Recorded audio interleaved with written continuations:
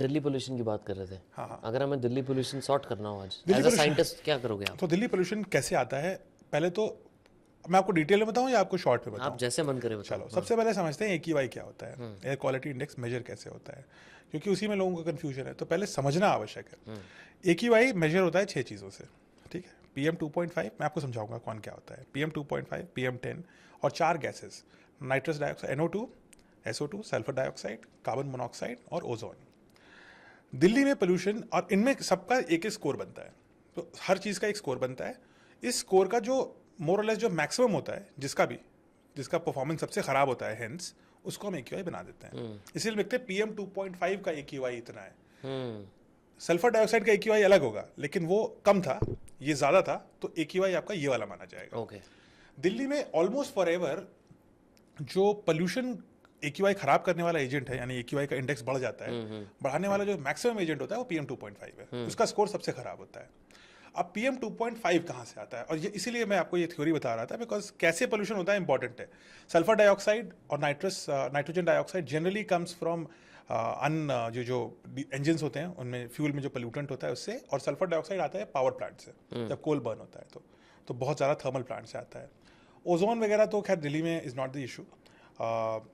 अब हम तो PM 2.5 और PM 10 कैसे आता है। PM 2.5 मतलब माइक्रोन स्केल पे, एक माइक्रोमीटर जो 10 to the power of -6, 2.5 micrometre, और PM 10 इज 10 माइक्रोमीटर, तो उसका 4 गुना या उससे बड़ा होता है।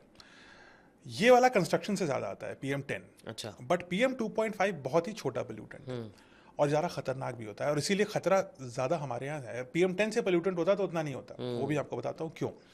तो PM 2.5 लेकिन कैसे आता है?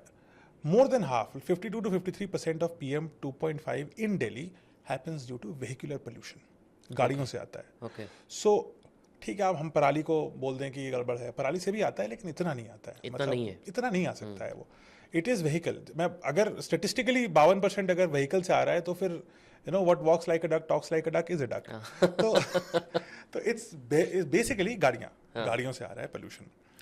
तो ये बात तो तथ्य स्थापित हो गया। अब PM 2.5 खतरनाक क्यों है ये भी जानना जरूरी है। PM 2.5 छोटा है, तो नाक में जब जाता है तो आपके लंग्स के एकदम अंदर चला जाता है। PM 10 अटक जाता है बीच में ही सिस्टम में, तो उससे आपको अपर रेस्पिरेटरी में ही प्रॉब्लम आएगी। PM 2.5 चूंकि महीन है, छोटा है, तो वो नीचे तक चला गया, और वो इतना छोटा है कि वो आपके लंग से लीक होकर के आपके ब्लड में घुस जाएगा। सो वो ब्लड में जाकर के ऑर्गन पॉइजनिंग कर सकता है। So that is why PM 2.5 का जो बैड परफॉर्मेंस है वो ज़्यादा खतरनाक है बनस्बत अगर किसी और चीज़ से हुआ होता तो। सो PM 2.5 का ये क्रिटिकल इशू है। तो हमें पता है क्यों हो रहा है। So now we are doing a mission mode problem solving, है ना। अब हमें पता है व्हीकल सबसे बड़ा पोल्यूटेंट कॉज है, बाकी थोड़ा कंस्ट्रक्शन का है, थोड़ा वो पराली से भी आता है, और थोड़ा जनरली अब शहर में आप रहते हैं तो दुनिया भर की चीज़ें होती हैं, उसकी वजह से पोल्यूशन आएगा ही। बट अगर मैं इस व्हीकल के